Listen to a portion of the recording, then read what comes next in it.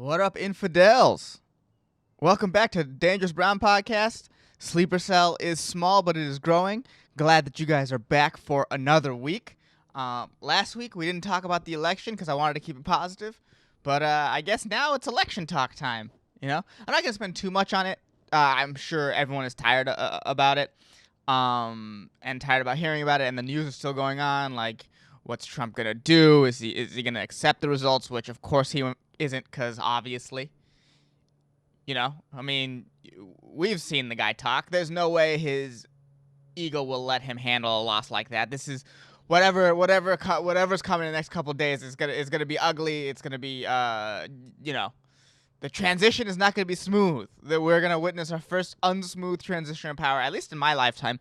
And I don't think any other election has been this contentious, maybe post-election. 2000, from where I remember, I was 8, was pretty rough, but that one was close and both sides could claim to win. This side, really only one side can really claim true victory, but Trump is gonna try, so we'll see what happens. Time will tell. It's whatever it is not going to be pretty. That is for sure. Zero way whatever happens is gonna go smoothly. What else did I want to say? Oh, it's cold as hell here. That's why I'm all bundled up. If you're watching this, you're like, damn, sweater and beanie, dude, it is cold as hell in here. I think a couple more weeks I'll have to move back to inside for a few weeks because it's just going to be too cold to do it. And I don't want, this might seem vain, but I only have a limited amount of sweaters, and I don't want to wear the same thing over and over again.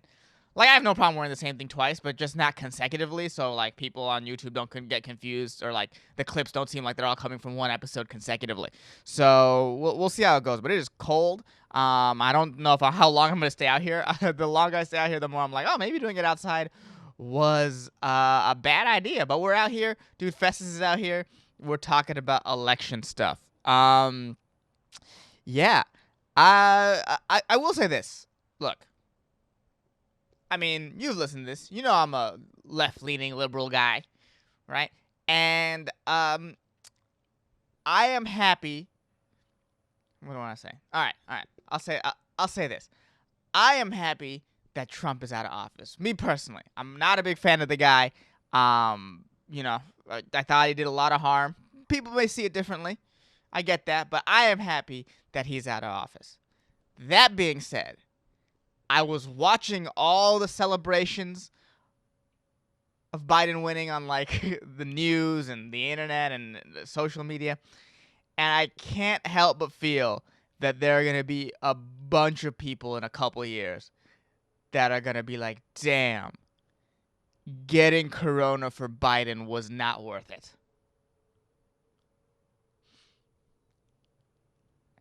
I was watching all the people congregate, and I was like, come on, guys. Come on. And then I watched this people congregate get mad at Notre Dame fans for rushing the field when they beat number 1 Clemson. Hey, you know how hard it is to beat Donald Trump? It's about as hard as beating number 1 Clemson. All right? So if you're going to celebrate, let them celebrate. How are you mad at them? How are you? You got to be mad at them. I was mad at both of them. I was mad at the Biden people. I was mad at the Notre Dame people. But I take this virus overly seriously. I am overly paranoid. I am probably, on the fringe of that side. You know what I mean? I'm like, I don't want to do anything. I'm staying in until we got a handle on this. And that's who I am. But you know what? That is consistently who I am. I'm not like, Biden's going to win, so I'm going to celebrate. And let me get mad at these Notre Dame kids for witnessing a once-in-a-lifetime experience, beating the number 1 college football team. Most teams don't get to do that. That is not a feat that a lot of teams outside the SEC get to do. So if you're going to celebrate your improbable victory, let them celebrate their improbable victory. In fact, their victory was more improbable than yours. People were projecting Biden to win. Clemson had to have Trevor Lawrence taken out, and then on top of that, they were still number 1. Whoever, I know Clemson fans are listening to this, but whoever that backup quarterback is for Clemson, shout out to you, man. Way to really step in, because a number 1 team losing their quarterback, oh, you might think they're screwed, especially against a number 4 team like Notre Dame. You might think they're done. No. That dude hung in there, and he took them to overtime. He took the number 4 team in the country to overtime. And that, hey, way to go, bro. Way to go. Way to go. I mean, if Clemson has Trevor Lawrence, they probably win that game. But it is what it is. It is what it is. So congratulations, Notre Dame. I'm happy your fans got to celebrate just because you got some kickback from the people who were celebrating in the street. Motherfuckers were celebrating in the street. People were celebrating in the street like like Bernie Sanders won. Like the guy who was going to make their healthcare free one. People were celebrating in the street to the return to status quo. That is, is an indictment on how bad people thought Donald Trump was. Don't get me wrong. But still, my God, relax.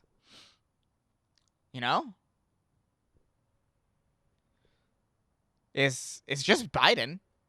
And it's the historicalness of having a first female VP was lost. It wasn't lost on me. I was watching that like, damn, that's an Indian woman vice president, half Indian, half black, vice president. That's awesome. That's pretty awesome. And now that the celebrations are dying down, I just hope that do a good job of holding him accountable. I will say this. I have more faith in the Biden supporters not to be bootlickers than the Republican supporters to be. You know what I mean? Like, people just have Donald Trump's balls in their mouth. Like that dude comes sweetness and honey. People won't take his balls out of his mouth. I don't think Biden supporters will be that way for the most part. I could be wrong. Sorry, you should hear me sniffling. That's a little bit gross, but it's cold, man. It's just cold. It's cold out here.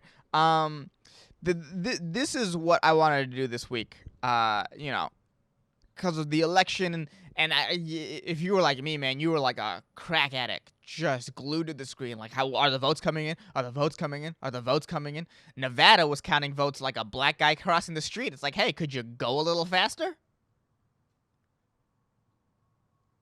My God, dude. Nevada had a chance to be cool and be part of something, and they just couldn't. They called their state way after it was done. There is no way Nevada had more votes to count than Pennsylvania. I don't know how. I don't know who was in charge of the Nevada counting. But hey, step your game up. My favorite was at the start of the night on CNN. I go to CNN because CNN has the best graphics by far.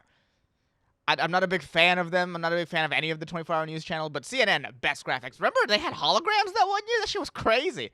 Anyway, so I go to CNN, and John King is talking about how, guys, be patient with the vote counters, be patient with the people counting the ballots, the good people, and it's a hard process, be patient with them. And then by day 4, you're like, hey, Nevada, step your game up, dog. How are you this slow at counting votes? It makes no sense. It almost defies all logic how states like Georgia and Pennsylvania are faster than you. They have so many more people with you. Most of Nevada is desert.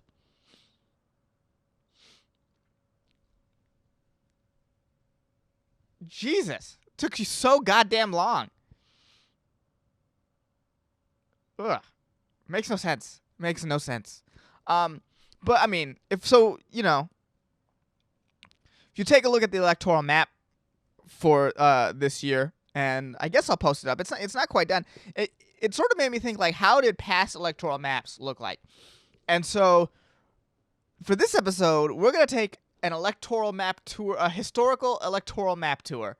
That's what we're doing for this episode. We're going to be looking at all the electoral maps, not all of them, the most interesting electoral maps from 2016 to 1789, the first one.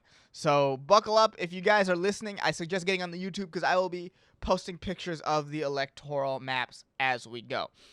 All right, so let's begin. So I'll put up the 2016 electoral map, the one that Trump won first. So this is sort of what we're used to, I think, in modern day America of what an electoral map looks like. You have a blue West Coast and then a blue Northeast, pretty much, and then Minnesota. Minnesota's always blue. Minnesota's never not blue. Minnesota is more liberal than California. Um, I think, yeah, even in the Republican, we'll talk about the Republican sweeps of the 80s. I mean, Minnesota. Last time Minnesota was red, 1972. Last time California was red, 1988. Just goes to show how liberal Minnesota is. In fact, since in the last 100 years, Minnesota's only went red 4 times. But yeah, this is what we're sort of used to as an electoral map. I'll pull up 2008 now too to show an Obama one.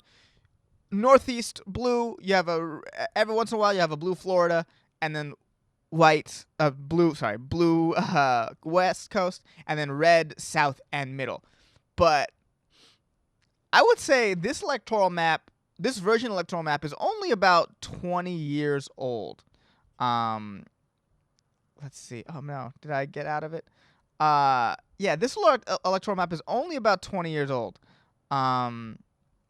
Let's see if I can go back. Here we go.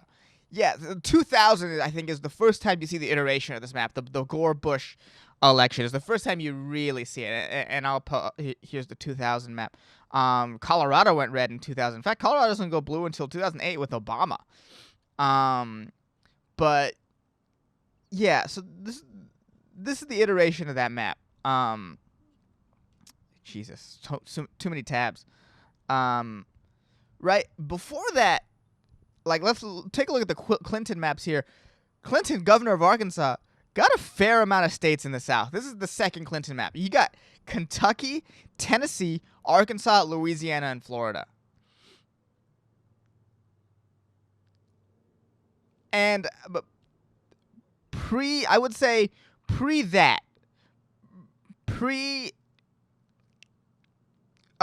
2000, you could count. Actually, there was a time. This is what I'll say. There was a time when, the Democrats were the South and Northeast, and then red was the West and Midwest. Here, take a look at Jimmy Carter's map. This is in the 1976 presidential election. You'll see the red is all to the west, blue is all to the east, and blue has a stranglehold on the south. I would say between the Civil War and the 1976 election, if you're a Democrat and you want to win, you had to carry the South. You had to. In almost no election in which the Democrats win post-Civil War do they not have control of the South. There's only one. The only one is, here's which one is the one the Democrats won without control of the South. Here, I'll post it up. 1964. This is the one where Lyndon B. Johnson beat Barry Goldwater. You'll see there's Democrats have everything but the South in this one. They still have Tennessee and Kentucky, but this is a blowout. 486-52 for Lyndon B. Johnson. And Goldwater gets Louisiana, Mississippi, Alabama, Georgia, South Carolina, and Arizona. So one that stayed out to the west, and then the deep south, pretty much. That's what Goldwater got. And that's pretty much the only election in which a Democrat wins and doesn't control the South. And I think that's because Lyndon B. Johnson was very let black people vote. This is based off, again, no one take anything I say seriously. It's insane that some people are like. So one guy commented on one of my videos, man, you're you got some facts, and I was like, dude, I'm making shit up as I go, so relax. I'm just literally Googling stuff that anyone can Google, and then, coming up with my own BS takes on it. None of this is real.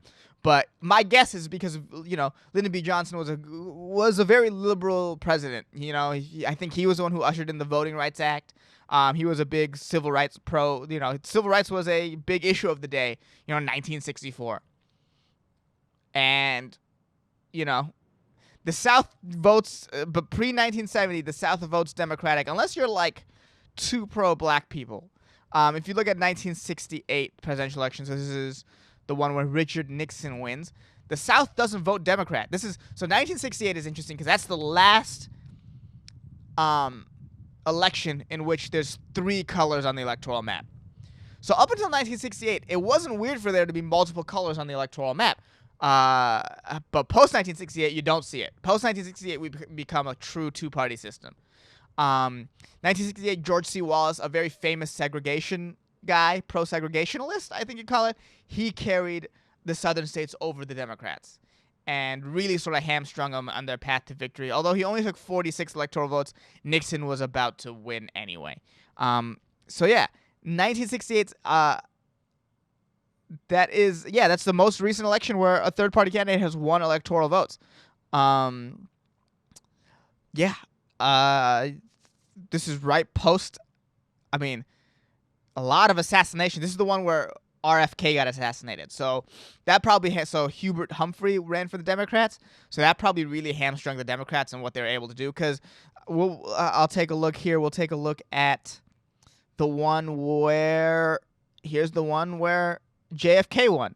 So the one where JFK won, you'll see the Democrats carried the South. With the Republicans taking the West minus Nevada and the Northeast. That was JFK's path to presidency. He won New Mexico, Texas, Missouri, Arkansas, Louisiana. Mississippi voted for another Democrat. Alabama, Georgia, South Carolina, North Carolina, West Virginia. Those were all carried by JFK. So I would assume if RFK won the primaries, which I believe he was the front runner, if he had won that, he probably would have had a pathway to presidency. I think how tragic JFK's death was, to have his brother come in, I think would make people feel a little good about their presidents. You see from 1952, which is I believe Eisenhower's election, versus Adlai Stevenson. Here's the 1952. From 1952 to George Clinton to Bill Clinton. From 1952 to Bill Clinton, you have what I like to call these just Republican blowouts left and right. The only Democratic blowout in that time is the one I showed you. It's the 68 one. But 1952, we have Eisenhower beating Adlai Stevenson, 442 to 89. What's another good blowout? 1956, I believe that's Stevenson and Eisenhower again. Yep, they run it back, and it's 457 to 73. Adlai picked up a state or two, but Eisenhower just on almost 400 vote difference. Let's see, 1968 is another Republican blowout. It's just Republican blowout after Republican blowout. That's Richard Nixon 301 to Hubert Humphrey in 191, and George Wallace 46. 1972. This is a blowout of just epic proportions. This might be the worst one, although Reagan had a couple ones. Let's see. 1972, Nixon beats George McGovern 50 to 17. This is the first one, too, where California had the most electoral votes, too. California starts becoming a powerhouse. But this is 18-year-olds were allowed to vote in this one. But yeah, this is what's crazy about the 1972 election, right? Richard Nixon blew this dude out of the water, 520 to 17, and yet he still felt a need to cheat.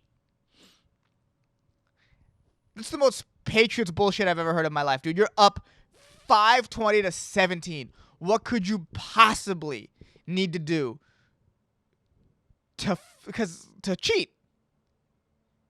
He didn't cheat in the election, but he broke into Democratic offices or whatever the fuck Watergate was. I don't even know, but that's vaguely what, I remember Animaniacs or some shit telling me.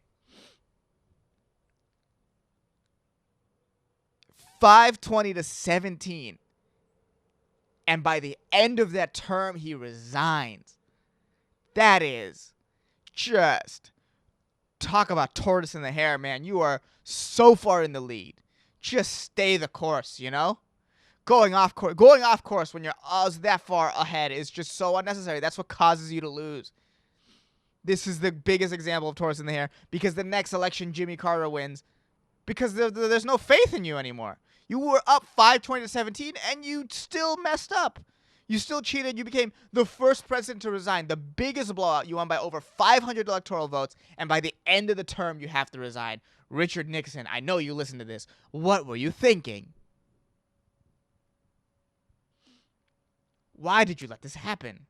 There's no need for you to let this happen. Not at all. All you had to do was stay the course. Clearly. It was just insane. Did he win?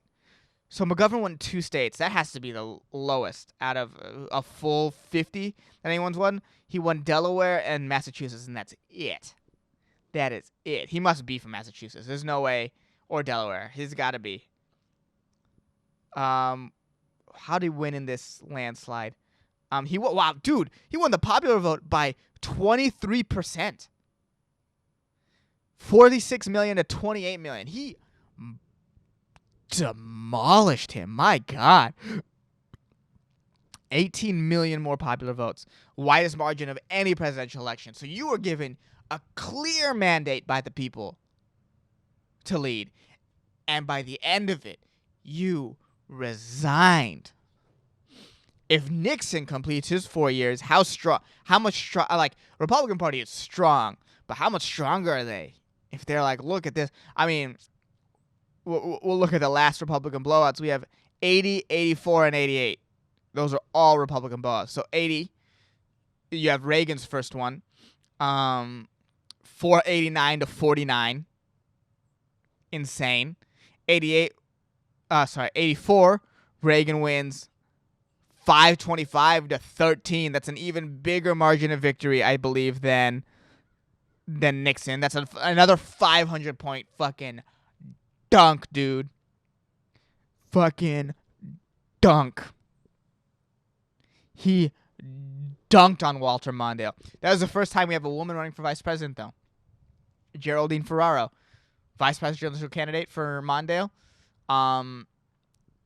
He probably didn't help the campaign. Definitely not in 84. You know what? For sure not in 84. But hey, breaking barriers in 84 to get dunked on. And then Bush Sr. beat Dukakis 426 to 111. And that's the last of the Republican blowouts. But yeah, 1980, is when we established that, okay, South is going to be reliably red, pretty much. I mean, Bill Clinton was able to snipe some votes for some red states from the Republicans because by the virtue of the fact that he was a Southern Democrat governor too. He governed a Southern state, so he was able to snipe some votes from them. But ever since then, Reds. What am I saying? The Southern states turning red during Reagan's era was a big shock to them. There's this great video about how of Reagan telling a joke, and he's talking about this Republican senator goes to one of the southern states and goes to a rural area to give a speech, and the people there are like, "Oh my God, we've never seen a Democrat. Let me get one of the guys going to speeches. Let me get my mom. She's never a Republican." My bad, I'm messing up the story. So the Republican senator goes down to the South, and everyone there is like, "We've never seen a Republican before. Let me get my mom. She's never seen a Republican."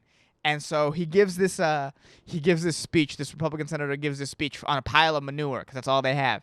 And at the end of the speech, they're like, "Wow, we've never seen a Republican make a speech before." And the Republican was like, "Well, that's the first time I've given a Republican speech from a Democratic platform," because he was standing on manure.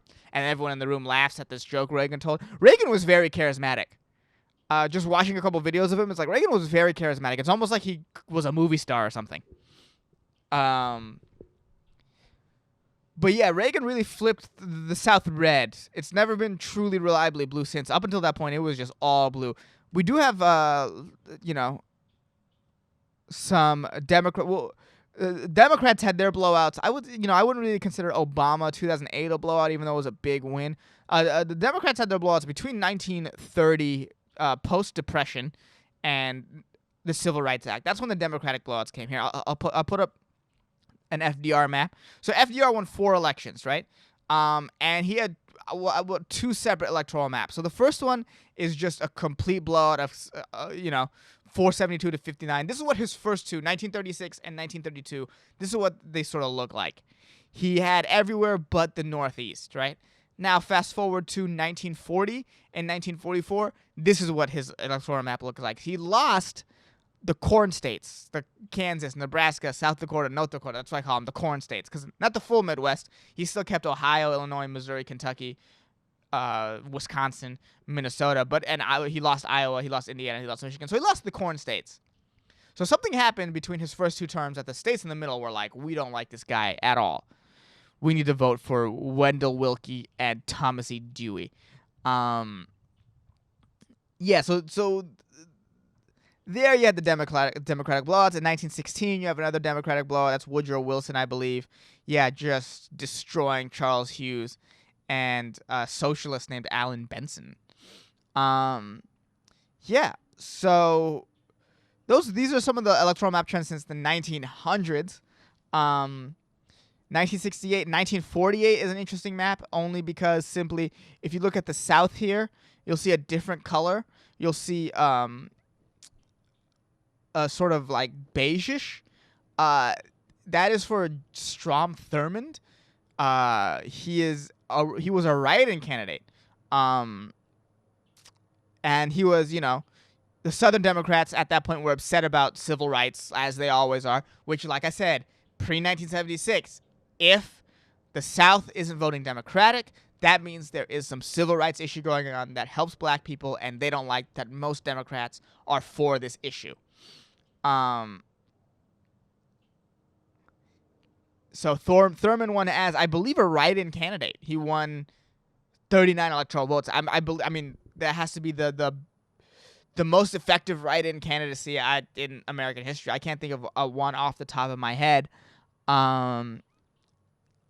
I don't think so. So 1908 is a good map because this is the last map without the contiguous 48 states. New Mexico and Arizona are not states at this time. So this is when Taft beat William J. Bryan. Pre 1908, the map has holes in it, and there's some interesting holes too. I want to show you guys this. I call this the Gulf of California. So from 1856. This is the 1856 maps. This is James Buchanan beating John C. Fremont and Millard Fillmore. California is isolated on an island. It's by itself. I don't know how this happened. I don't know how we had a state all the way over there before we had any other state in the middle. That's a little bit crazy how that worked out. Because that means all of this, we had this as territory. There's no way we didn't have that territory. But they just, I guess, weren't states yet. And so this is what I call the Gulf of California. As you can see, so we'll look at 1856, and then we'll fast forward to 1868. So this is post-Civil War now. There's still this gulf. This is Ulysses S. Grant beating Horatio Seymour. There's still this gulf. There's more states filling in, but it's still not connected. It's not until the election of 1892, so almost 40 years, from 1856 to 1892, is finally a map where California is connected to the rest of the states. And at this point, California has only 8 electoral votes. So it's a far cry from the electoral powerhouse that it is now. But 1856, this is Grover Cleveland beating Benjamin Harrison. Harrison is the red. The yellow here is a People's Party, James B. Weaver, and that is a Labor Party. Unions, workers' rights. Because, at this time, you have these factories, and, in New York, people, I believe, are living in tenement buildings, and it's a rough go for workers, even rougher than it, way rougher than it is now. And so, you have people fighting for unions and stuff like that, and they become enough to win electoral votes. That's how powerful of a coalition stuff like the Knights of Labor and the Farmers Alliances become at that point. So in that time, I call it the Gulf of California.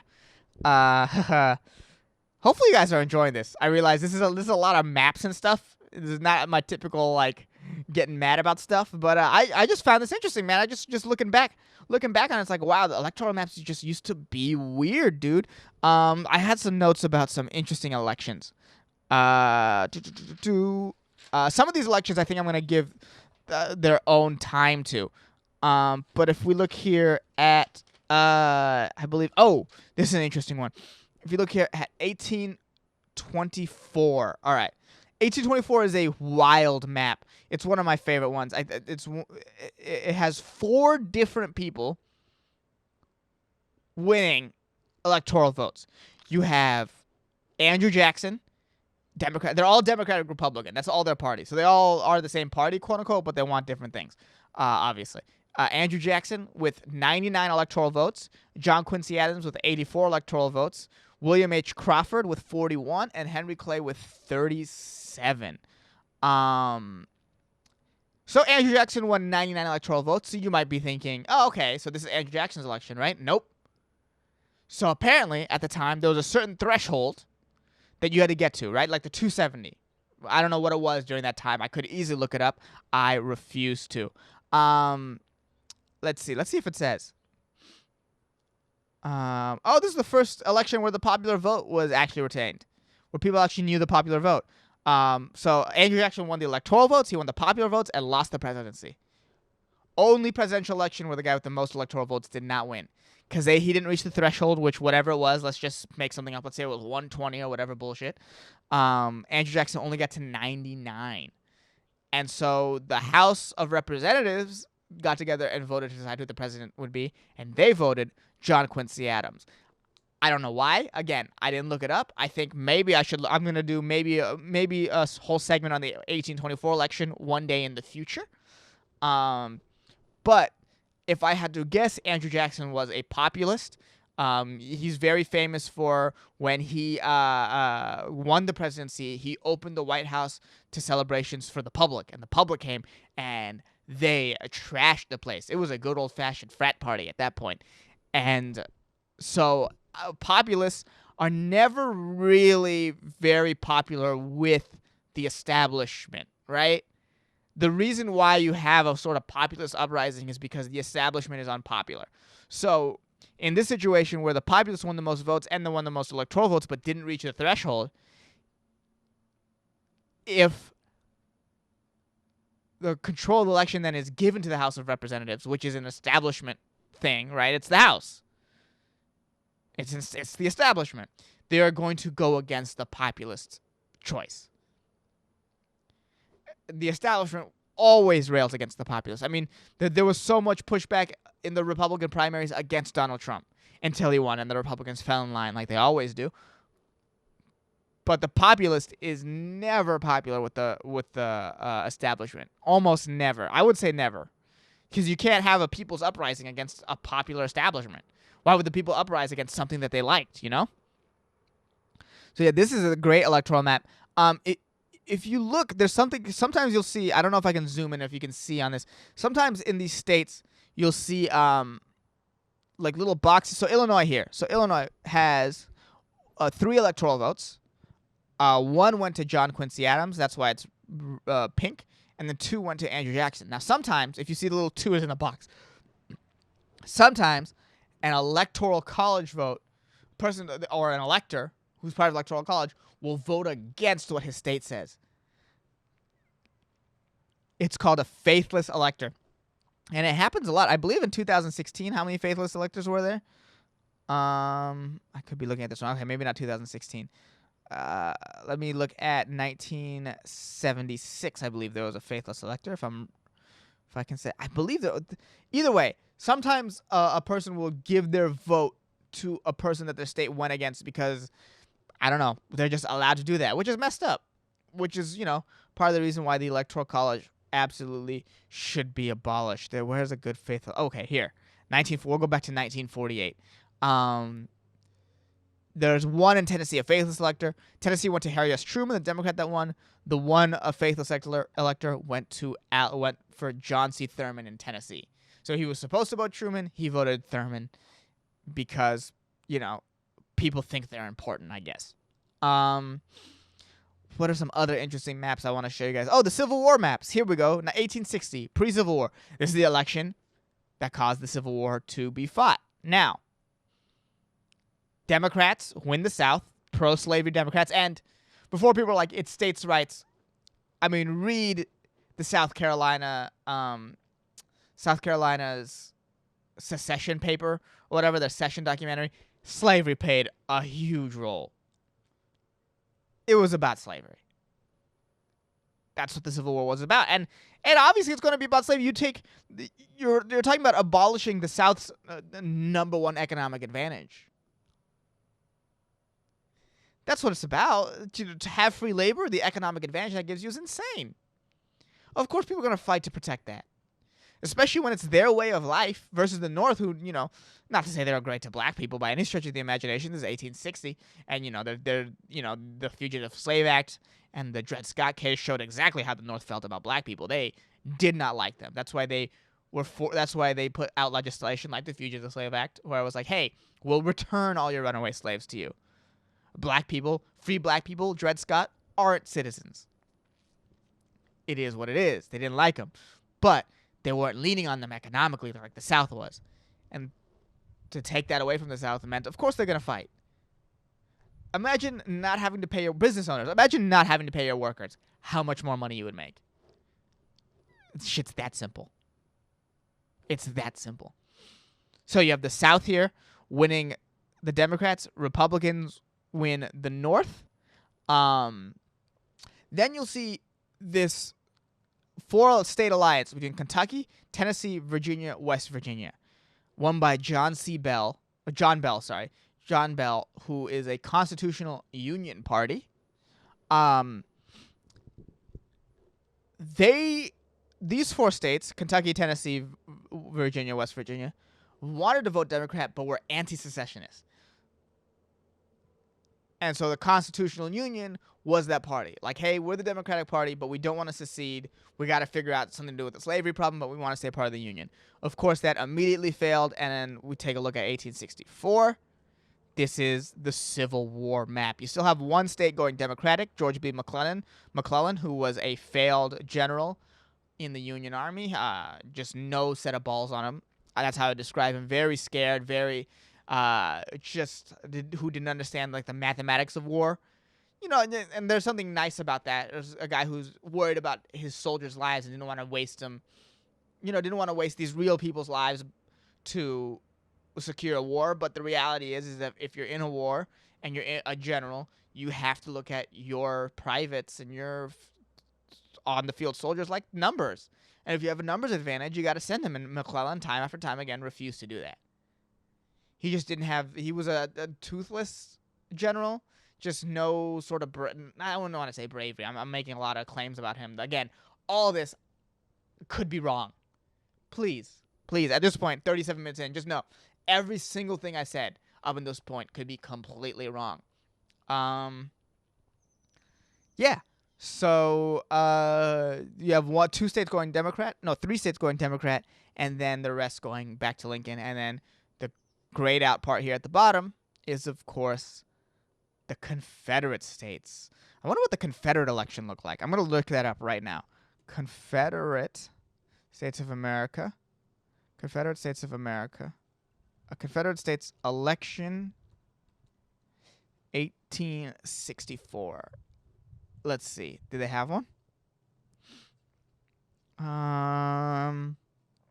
No. All right, let's just see Confederate States election 1860. See what happens.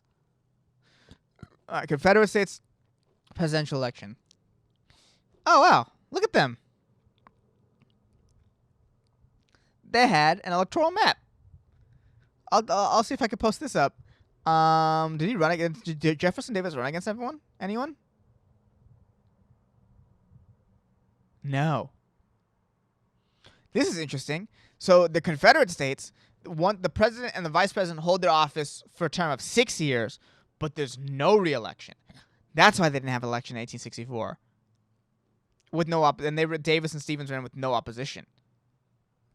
Oh, okay. That's it. And then they pretty much kept the same constitution outside of that rule. So yeah, Jefferson Davis won in a blowout because there's no one to run against him. They got 97% of the vote, which means 3% of the people that voted did not like them. I would have to assume those were Union loyalists at that time that were like, we're gonna vote because we have the right to vote, but we're not gonna vote for this guy. Let's see what's another interesting election. Oh, here we go. We'll move back to, I believe, 1912. This is an interesting election here. You have Woodrow Wilson dominating pretty much, and then you have Teddy Roosevelt. That's the yellow, the Progressive Party. I think this is the last election where Democrats and Republicans didn't run 1-2. No, yeah, it went Democrat, Progressive, Republican. They ran 1-2-3. So 1912 was the last time someone else besides a Democrat and Republican came in second. The Progressive Party won 88 votes for Teddy Roosevelt. Wild. Did Teddy Roosevelt have 2 terms? Let me see. 1904, I believe, was him, and 1900. Let's see. 1904, Teddy Roosevelt won against Alton B. Parker and Eugene Debs. Roosevelt won the North and the West. As a Republican, Democrats got the South. Oh, and then 1900, William McKinley won, but then he got assassinated, and Teddy Roosevelt became president. So he was elected twice because he was vice president. That makes sense. All right. Let's see. Some other ones were at 41 minutes. I was going to do the Bible today. I was going to do Genesis chapters 31 through 40, but I mean, I spent all this time on these maps, so I don't think we're going to be doing that. And some of these elections, 1824, I'm going to go into more. What's another one? 1876, Rutherford B. Hayes lost the popular vote but still got presidency. That's a big one that has a lot of implications on post-Civil War America. It ended Reconstruction, which in my mind has always been a bad move. I'll talk about it later, but I don't think Andrew Johnson, post-president after Lincoln, was hard enough on the South for rebelling. And, I mean, the effects can be seen. The fact that people still fly the Confederate flag is insane. That is a flag of a country that killed 200,000 American soldiers, and people still fly that freely. And I blame Andrew Johnson, Should have been harder during Reconstruction. You don't let a rebel group that loses just be okay. You can't let that live. That's basic. I feel like that's basic how to lead a country. You lost the war. You deserve to be punished. Don't start a revolutionary war that you can't win. Art of War, Sun Tzu. Don't start a fight you can't win. If the Confederate States wanted their flag to be around today, they should have considered winning the war. That's how I feel about it. God. And they just get to fly it still. That's lame. Imagine if I started flying like a Taliban flag. People get so mad at me, and they've killed way less American soldiers than the Confederates did. It's wild. I don't even like the Taliban, but just making a point. And what's another one? What's a good one? Let's look at the 1828 map. I'm trying to just see when the Whigs are winning. 1828 is when Andrew Jackson takes it back from John Quincy Adams. Where are the Whigs at? Where are my Whigs? Where are my Whigs? Where are my Whigs at? Andrew Jackson, 1832. Here we go. This is the first time you see the Whigs. Whigs are in 1836, they come in second to Martin Van Buren. They win 73 votes. That's William Henry Harrison, who eventually becomes president. William Henry Harrison and Benjamin Harrison are the only grandfather-grandson duo to ever be president. So we have 2 father-sons, I believe. Yeah, 2 father-sons, John Adams, John Quincy Adams, George W. Bush, George Bush, and then 1 grandson-grandkid, William Henry Harrison and Benjamin Harrison. William Henry Harrison comes in second in 1836. 1840, he wins. I believe he only lasts for a month in office. He gets pneumonia because he gives a speech out in the cold, which is kind of what I'm doing now. But this is the first one the Whigs win. Whigs win in 1840. William Henry Harrison dies in 1841. So a couple months after he's inaugurated. John Tyler succeeds him in 1840. One, John Tyler is the 10th president of the United States, still has a living grandson. Shows you how young the U.S. really is. So it's when people tell you to it's funny to me when people say like get over slavery. It's like, dude, the president in 1840 still has a living grandson.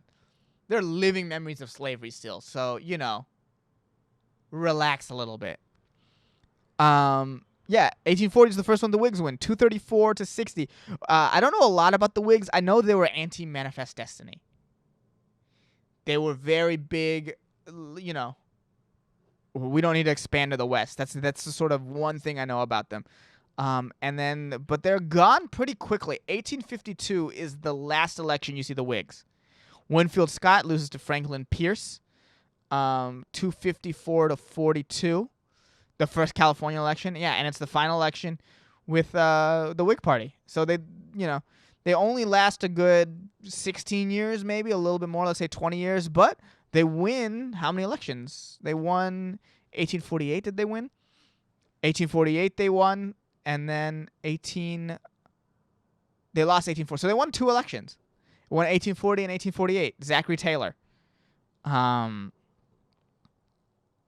1848 is the first election where they used the first Tuesday. It's the Tuesday. Sorry, technically, it's the Tuesday following the first Monday in November. That's when election day is. So if the first Tuesday is November 1st, that's not election day. Election day then would be November 8th because it's at the first Tuesday after the first Monday. So that's the first one. 1848 issues at the time include the war with Mexico. Wild how things go. Let me see what other notes I have. I have notes. We could take a look at the first ones.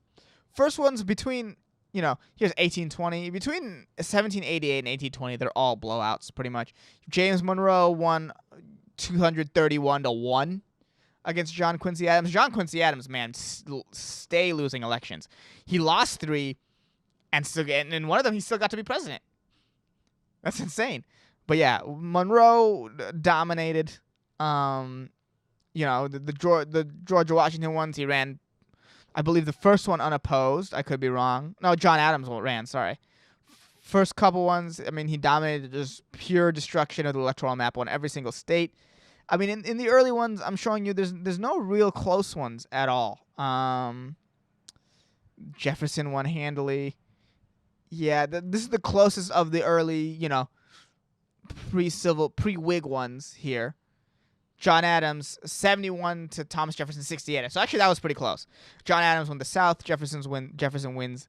Oh, sorry. John Adams wins New England. Jefferson wins the South, 71 to 68. So that was a close one. That was a close one right here. And it's just the country looks so different. What are the issues of the day? The Whiskey Rebellion was the issue of the day. I can't even tell you what that was. I vaguely know what that was. I think it had to do something with like the tax that was put on whiskey or whatever. I know George Washington sent National Guard troops to end it, which was like a big deal. Oh, wow. The wind. That's a crow nearby. I think he's done with my older election analysis. Let me see. Sorry. I got to just make sure it's not dead. All right. Last sort of notes we have here. Oh, okay. We have Clintons. If you're named Clinton, running for president over the course of the country's lifetime, you are 2-4, with Bill Clinton being your only wins. Some big losers. Charles Pinckney, lost 3 in a row. The Pinckneys in general lost 4 in a row because another Pinckney lost the election before. So Charles ran against the Jefferson. He was the Jefferson era time. 1836 is the most, I believe, 5 separate people won electoral votes. I think that's the most colorful the map has been. That's Martin Van Buren. That's the first one you see a Whig. There's 3 Whigs running. William Henry Harrison, who becomes a president later. Hugh L. White, Daniel Webster. And then W.P. Magnum won 11 votes in South Carolina as an independent. So, hooray, I guess. Let's see. William Jennings Bryan lost 3, 1908, 1900, and 1896. Dewey lost twice. There's that famous picture of Dewey beats Truman that they called the race early, and then they figured it out. And then Adlai Stevenson lost twice, I believe, to Dwight Eisenhower. Those are the sort of last notes. Yeah, in the terms of history, how this election will go down is, I mean, this election was a comeback. That's the best way to describe this election. It was a comeback of a huge proportion. The mail-in votes came in at the end and flipped Michigan, Wisconsin, and Georgia and Pennsylvania. It flipped 4 states. The mail-in votes placed 4 states, and you might see this as the benchmark election where mail-in votes become sort of the way to go. It's the most convenient way to vote. It's there's no evidence of election fraud. Really, that's why all these cases are getting thrown out. And yeah, so that was a little tour of the electoral votes. And some of these maps are wild, dude. And I hope we can go back to days where the maps are wild. Thank you guys for sticking through this one. It was not as funny, I assume, as the other ones, but hopefully it was interesting. I mean, ooh, sorry for the burp. This stuff is interesting to me. So if you aren't watching this on YouTube, please watch it on YouTube, because I will be putting up each of the electoral maps I talk about. So it'll just be easier to follow along than if you're just listening to it. But that was a quick run through of the electoral maps of American history. We'll focus on some of these later. Some of the more interesting ones, 1824, I believe 1856 is a big one. Not 1856, frick, I lost it. 1824 for sure. 2000 for sure. That's another interesting one. This one is interesting. But yeah, guys, infidels, I hope you enjoyed that episode. I have a couple more bonuses coming out that should be interesting. Some interviews I did back in the day I'm going to be releasing. Please, guys, subscribe, tell your friends. The sleeper cell is growing, and it would be great if you guys helped it grow. Love you, infidels. See you next week.